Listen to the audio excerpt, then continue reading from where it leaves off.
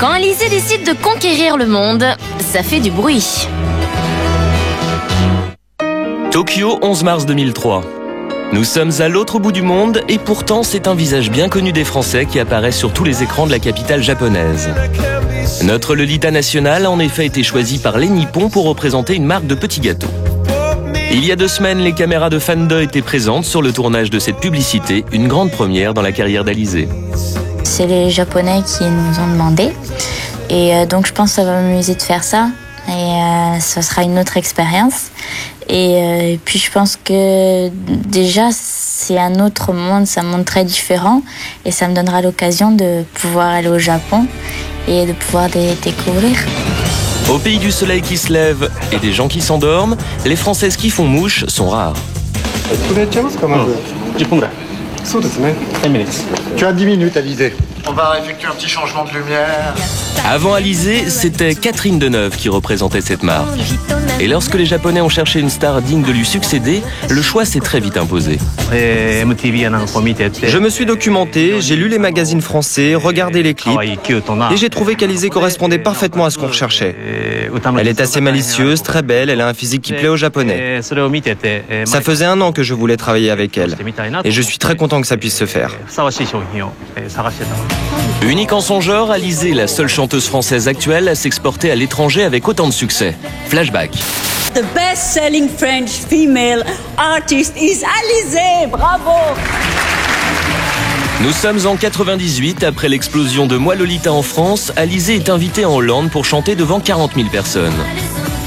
Sur scène, la jeune fille met le feu et 2 semaines après sa sortie, le single est disque d'or. Ma chérie, viens ici. Mon chat. Voilà. En Italie et en Espagne, elle se classe en première place du top. En Allemagne, elle atteint le chiffre exceptionnel de plus de 500 000 disques vendus, du jamais vu pour une chanteuse française.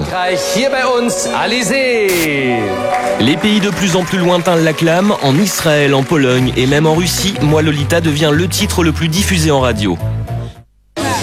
Pour l'amour d'Alizé, les présentateurs télé se mettent même aux Français. Attention, ça vaut son pesant de peanuts. Yeah. Mais maintenant, avec ce nouvel disque, Moi Lolita, chanteuse Alizé, où est l'applause? Et bonjour, magnifique mademoiselle Alizé. Et allez, nous allons avec la baguette. Et je parle bien français. Oui, très bien. Encore plus surprenant, son succès renversant en Angleterre. Depuis Vanessa Paradis et Serge Gainsbourg, c'est la première chanteuse française à se classer dans le hit parade et à chanter sur le plateau mythique de l'émission Top of the Pops.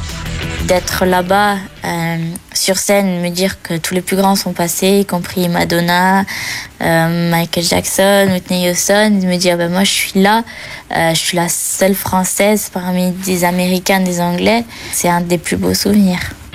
Pour son grand retour, Alizé n'a pas oublié les fans étrangers, elle a même pris des cours afin d'interpréter plusieurs chansons en anglais. Je trouve ça ridicule de chanter dans une langue qu'on ne comprend pas. Donc, parce que les émotions, je pense, sont pas les mêmes. On peut pas faire passer les mêmes choses parce que on chante en phonétique, ça rime à rien. Donc c'est pour ça que j'ai aussi appris l'anglais. Alizé se balade sur le chemin de la gloire internationale avec légèreté et se paie même le luxe de résister aux sirènes du showbiz américain. Pour les États-Unis, je pense pas. Non. Je veux dire que ça m'attire pas, quoi. C'est trop grand, il y a trop de requins, c'est pas possible. Puis c'est pas une vie d'avoir la vie par exemple de Britney Spears, c'est pas une vie. Elle a un jour à Los Angeles, le jour à Tokyo, le lendemain à Paris, l'autre en Allemagne, c'est vraiment pas possible. Donc les États-Unis, non, c'est pas possible. Mais ça ne m'attire pas. Bref, la vie rêvée d'Alizé, c'est celle qu'elle vit maintenant. Heureuse. Oui, très heureuse. Très heureuse. Je fais ce que j'aime. J'ai jamais manqué de rien. Je ne manque de rien. Je suis en bonne santé. Je touche du bois. Je suis en bonne santé. Je fais ce que j'aime. Je suis avec les gens que j'aime. Et puis voilà.